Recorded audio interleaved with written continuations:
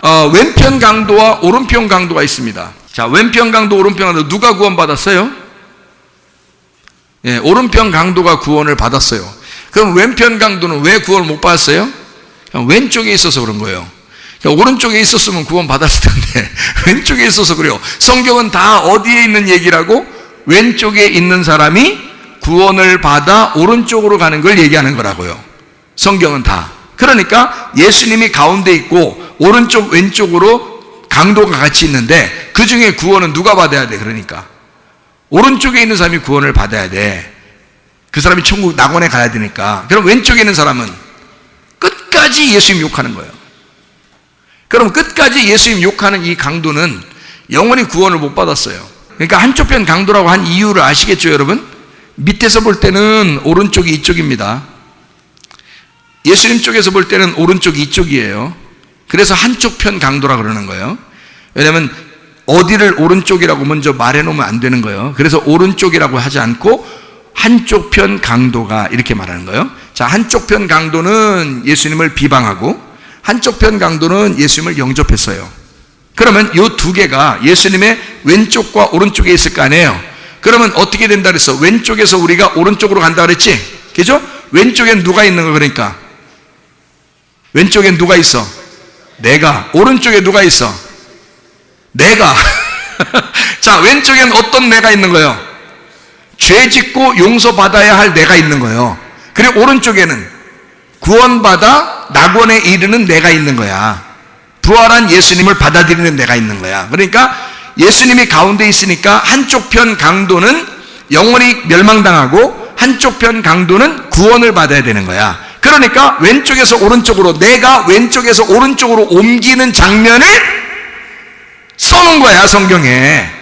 한쪽 편 강도라고. 그러니까 강도는 누구라고? 나라고. 내가 왼쪽에서 오른쪽으로 옮기는 것을 써놓은 거라고. 왼편 강도, 오른편 강도가 있어요. 둘 다 죄를 지었어요. 용서 받아요, 못 받아요?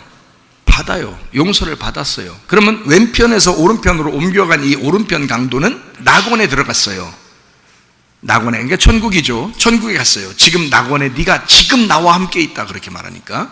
그 지금, 하나님은 언제나 지금이니까. 그러니까 지금 네가 나와 함께 낙원에 이르렀다, 그렇게 했어요. 자, 이렇게 된 오른편 강도가 만약에 내려와서 살았다고 생각해 보세요. 그럼 어떻게 살까? 또 죄 짓고 살까? 또 죄 지어가지고 십자가 질까? 아니에요. 부활한 예수님으로 사신다고, 이 사람은. 그죠? 죽음의 의미를 정확하게 깨닫고 그 죽음의 의미를 거부하지 않고 그대로 내가 죽은 사람으로서 예수의 이름으로 살아간다고요. 그렇지 않겠어요? 그거예요. 그게 구원이라고요. 그러니까 여러분은 여기 지금 말하는 것은 사람에게 죄 짓는 거, 인자에게 말로 거역하고 죄를 짓는 거 다 용서받는다. 한마디로 말하면 니네가 왼편에 있었기 때문이야. 그거 다 용서받을 거야. 근데 오른편으로 옮기잖아? 그때는 성령에 체험하니까 그때는 네 책임이야. 네가 믿는 거야. 그때는. 우리는 가만히 있을 때 믿음이 와버린 거예요. 가만히 있는데 하나님의 사랑이 아가페가 내려와 버린 거예요. 가만히 있는데 예수님이 와서 죽어버린 거예요. 마치 무슨 얘기와 똑같아?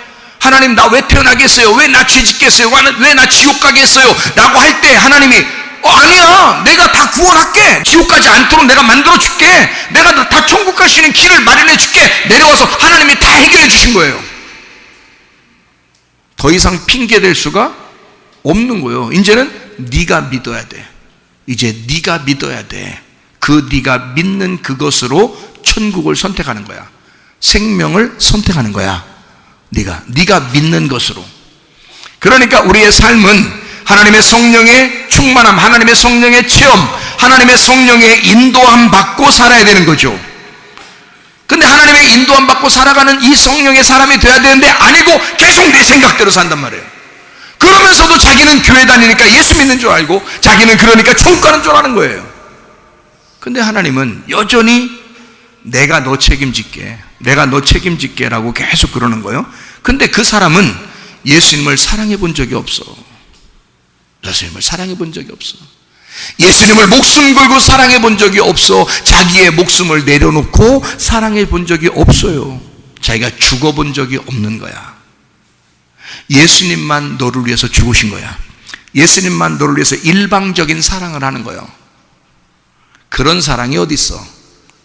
그래 놓고 결혼해? 여러분 남편과 아내가 그래서 결혼한 거예요? 말도 안 되는 소리죠. 그렇게 결혼하는 게 아니야. 서로 사랑한다고 할 때 결혼하는 거예요. 서로 사랑한다고 할 때. 예수님을 우리가 사랑한다고 할 때 성령의 체험을 받는 거예요.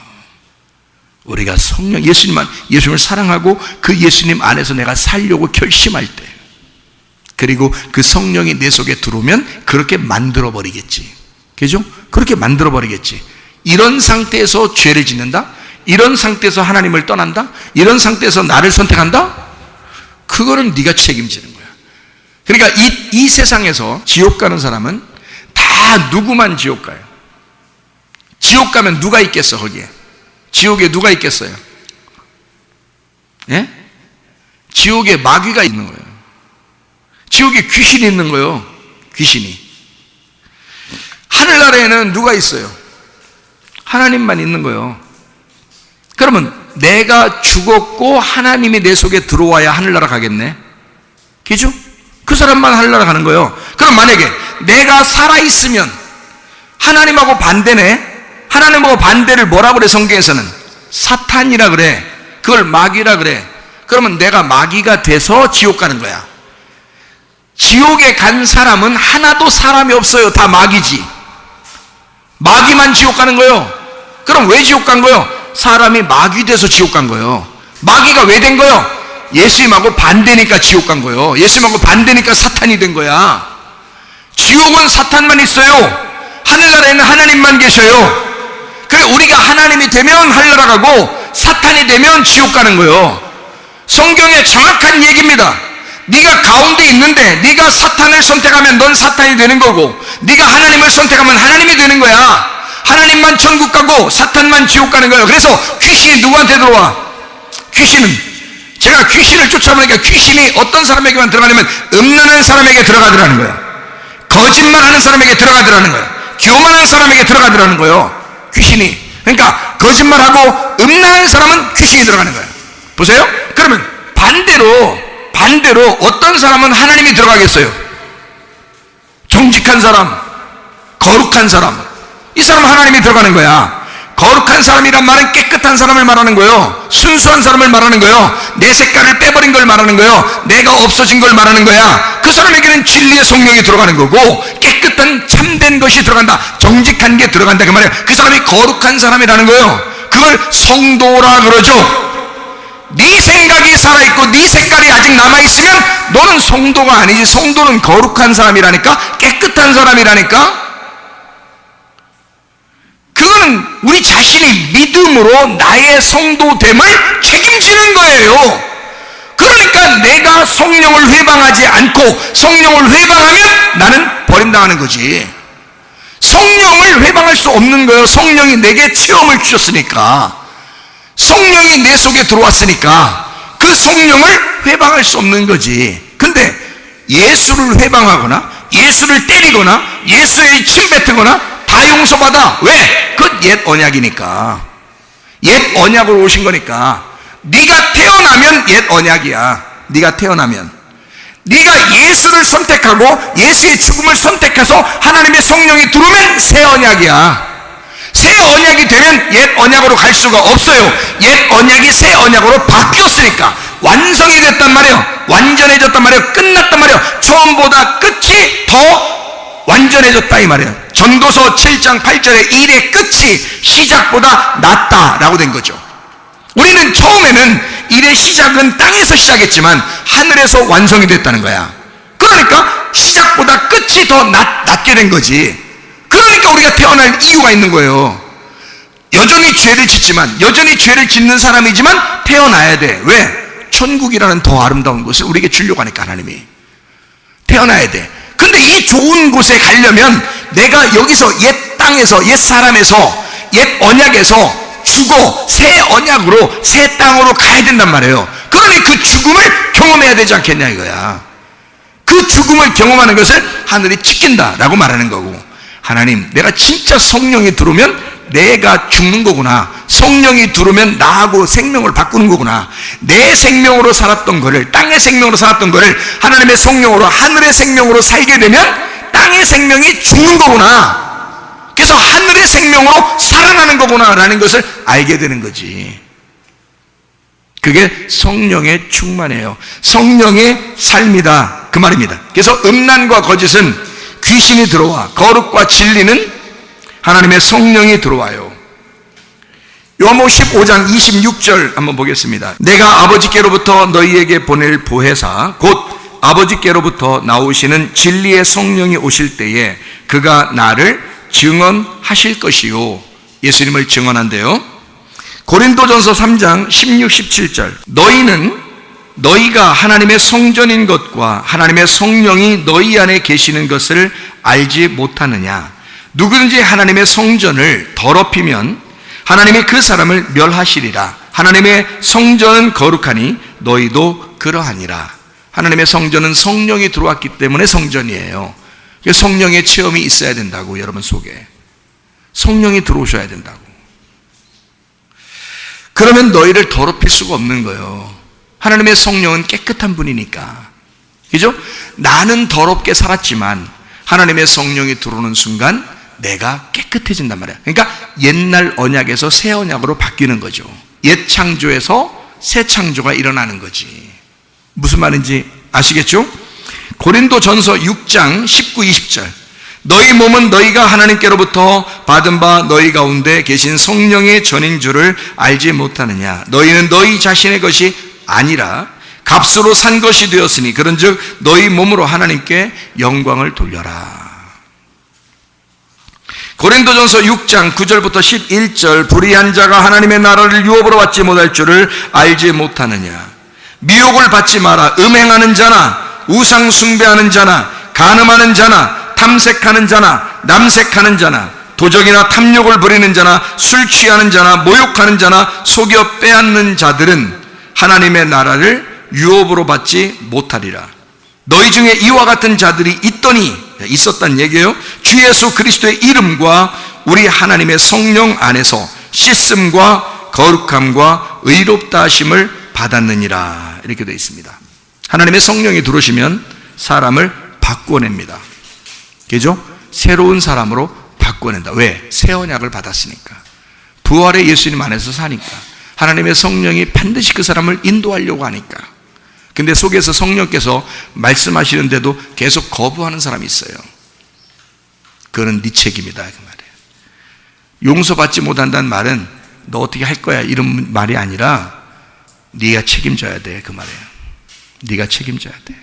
그건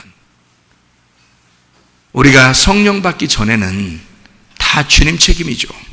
하나님 책임이야. 그러니까 우리를 다 용서하러 일부러 내려오시죠.